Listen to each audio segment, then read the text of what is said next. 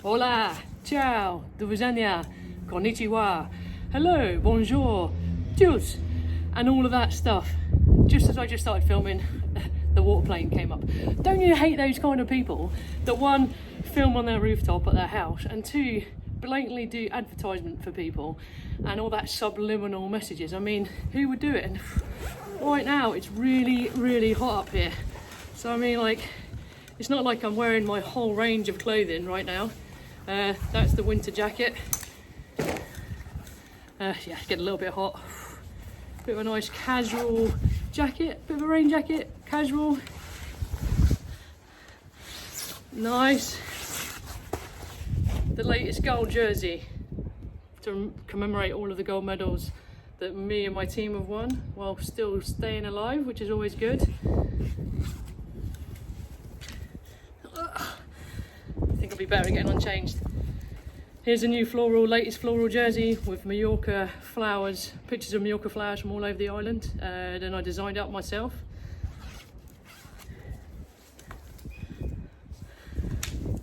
The only way I'll get slimmer is take off clothes. The limited edition grey jersey, so the reverse of this one. Oh, it's feeling a bit better now. The original black jersey, OQ iconic logo where my transplanted kidney is, and oh, thank goodness for that. Finally a little bit of air. And welcome to today's vlog. Don't you hate it when people do stuff like that? Even worse, don't you hate it when people talk to you with sunglasses on? I fucking hate it. Okay, welcome to today's vlog. Welcome to my rooftop. So today, guys, hope everyone is well. This is vlog number 6. I'm going to teach you a little bit about Spanish, hopefully, and give you a few words of the day. First word for the day is, a bit of a props day today, is, if you repeat after me, is jeringuilla. So it starts with a J, so go noise, jeringuilla.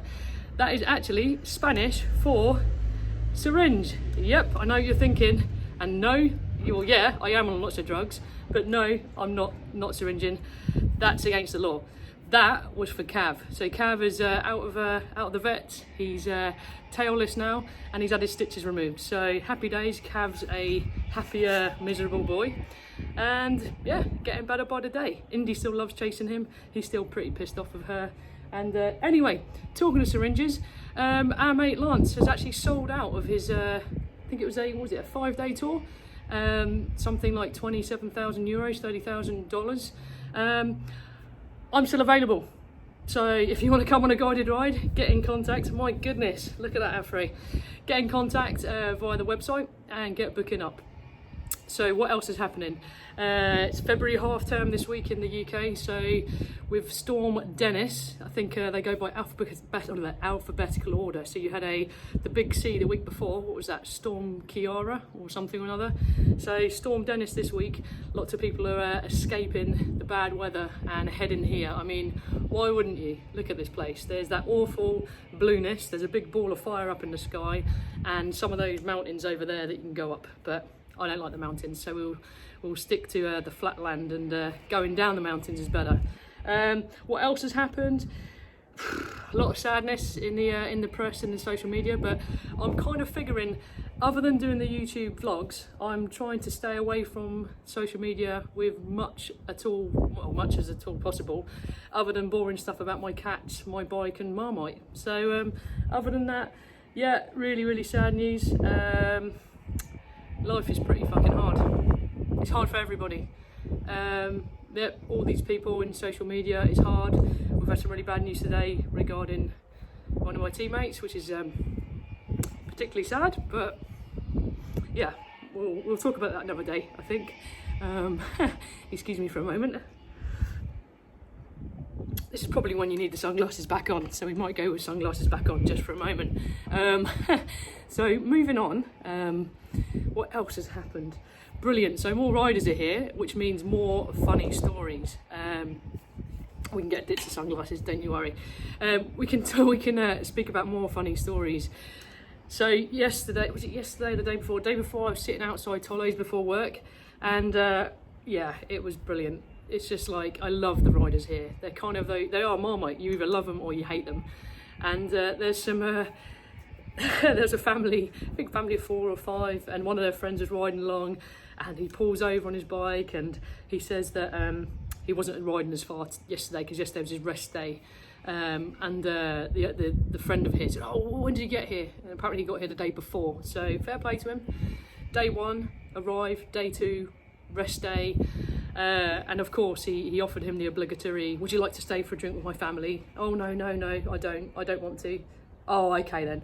Just one beer. Just one grande beer, por favor." So bless him. Sat down, had a beer, and then they began. That's not even English. They've begun to talk about their journey here, which always amazes me. So yeah, this guy gets off his bike, has a beer, starts talking about how he got here, and the family said, so did you book a transfer?" "Oh no, don't need to book a transfer. No, that's where you're going wrong. No need to book a transfer. We hired a car." Hiring cars here is brilliant because it means then you can go anywhere on the island. You know, the missus or whoever, the fella, whoever's not riding, or when you've got a rest day, you can go wherever you want, and there's so many places to go. Or you can put the bike in the car, drive somewhere else, and you know, discover other places on the island, which again is amazing. But he was saying, no, we just hired the car, and it was brilliant. He said, because like the kids didn't mind, they had the bike box on their laps. Oh my days. Seriously? Come on, guys. Just because you're here in Mallorca doesn't mean you don't have to abide by the road law and by, you know, all the driving laws and everything else. So I could just imagine these little kids with like a big bike box attached to their feet or, you know, on their laps. What happens if something goes wrong? You know, those bike boxes are pretty sturdy. I mean, I'm pretty sure they're a lot tougher than those kids. Come on, let's not be stupid. Okay, so that leads me to telling you about, and this is an advertisement because these guys are fucking amazing, okay? Mallorca holiday transfers are probably, if not the best guys to get your transfer through here on the island, okay? They operate all year round, 24 hours a day. They look up your flight, so they're, you know, if your flight's delayed, if anything's happening, they know when you're going to be here. They can operate between one person and up to, I think it's like a 55-seater bus. So it's very bespoke to you and your trip, where you want to go, where you want to be picked up from. And even if you don't want to be picked up from the airport and you want, whilst you're here, you want a group of you to go somewhere else, then they're perfect for that as well. They've got the trailers on the back, which can obviously take your bike cases. They also have the ability to go straight to your accommodation. So if you book a normal transfer that's relatively reasonably, like very, very cheap, let's say, you have to then wait for every single Doris to get on the bus and then wait to drop them all off individually. And by that time, you're always the last person to get off the bus to your accommodation, and you're extremely, extremely annoyed. So Mallorca holiday transfers, they're amazing. They operate every single day of the year. You can contact them via their website, which I will attach to the description of this YouTube channel, or I'll put it on the screen if I can figure out how to do that. I'm not that bright, so we'll see. You know, I've got a little bit of time to play around with it. They are fantastic. If you're looking at cost and price, if you were to get a taxi from Palma Airport to here up in the northeast in Puerto Pollença, it will cost anywhere between 80 and 100 euros. That's just for a taxi. Okay, so that's just to give you a bit of a ballpark figure. You will get a much better service with Mallorca holiday transfers. It's very reasonably priced, particularly if there's a few of you. You can get a minibus, you can get your bikes, much, much better. So they're those guys, so you want to check those out. And yeah, what else has been happening? Have you guys been riding? Have you been Zwifting? Have you been, what's that other one? Hey guys, I'm from Peloton. I'm live. What's that all about? Seriously, I'd end up wanting to knock him out. I mean, that's far too much enthusiasm to have on a turbo trainer. Turbo training as well. How annoying. I mean, when you're here, who the hell would want to use rollers with a turbo here? Seriously. I mean, look at it. 306 days of sunshine, you'd want to actually ride your bike, don't you? Or not ride your bike, and that at the moment is the thing that's really frustrating me with this whole illness thing. It's just beginning to get a bit annoying. I mean, this the growth that I've got going on my transplanted kidney is making me bloody tired, so I've got to kind of really listen to my body and eat and drink, and drink, let's have a cup of tea. So eat and drink as much as I can, or good things, excuse me, as possible, and rest and sleep as much as possible, whilst the doctors figure out what the fuck they can actually do to save me. Yeah, so ride while you're here, guys. Ride. Don't ride on rollers. Don't ride on turbos. I mean, that is just incredibly mad. So that leads me to the main subject of today's shorter, hopefully, podcast or vlog, because I've got to have my lunch, get to work, and enjoy a bit of this horrible sunshine. The main part is about injuries. Okay, injuries tend to happen when you do too much, too soon, too often. Now, how many of you know or can remember the last time you had a cold, had a bug, or got injured? Okay, thinking back, do you realise why? Sometimes just pushing yourself that little bit too hard. Now, you've got to remember, I'm the worst for it. I'm terrible. I want to do everything, and my days are so busy that I want to try and fit everything in. I've got to learn to be a little bit more Mallorcan. And in Mallorca, they do the whole poco, which is what I said to you about before, the step by step. But they also did the whole mañana, you know, get it done tomorrow. So here, if you actually get like, I don't know, 2 things done in a day, you're on a winner.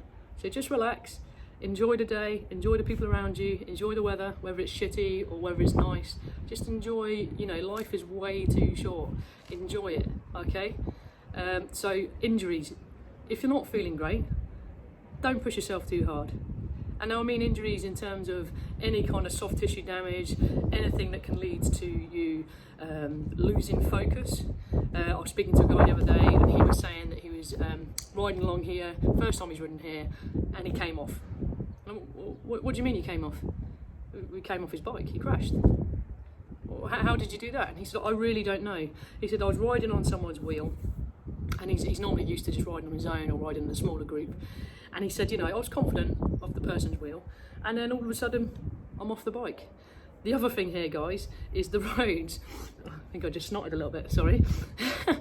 The roads, they build them up to make them perfect, but they don't actually, like, the camber, they don't, how do you say it? They don't level it off. So the roads probably started here, and then they built them up, and then they have a massive drop off. So if you're riding along and you're riding on the other side of the road, so you're already riding on a different side of the road to you're used to back in Britain, and you're riding along and you take your eyes off the road for a moment, or you look up, and you hit something, you're going to be off the side. And that is quite, I say popular, that doesn't sound good, that's quite positive. It's quite a regular occurrence here. So really stay focused. Now, if you're not focused, it might be that you're tired, you know, you've other things on your mind. So really, it's all about thinking about how you feel. I know at the moment there's a lot of mental health things going about at the moment, and my coach, Ride Fast, he's just written a blog about it. So again, I'll retweet that. So check me out over on Ottilie Quint, or I think it's Ottilie Q on Twitter, and you can have a read about that. So mental health and fitness, we all know, or hopefully we should, when we actually move a bit, we feel better. We release the endorphins, the serotonin, all of the things in our brains that make us feel a little bit better.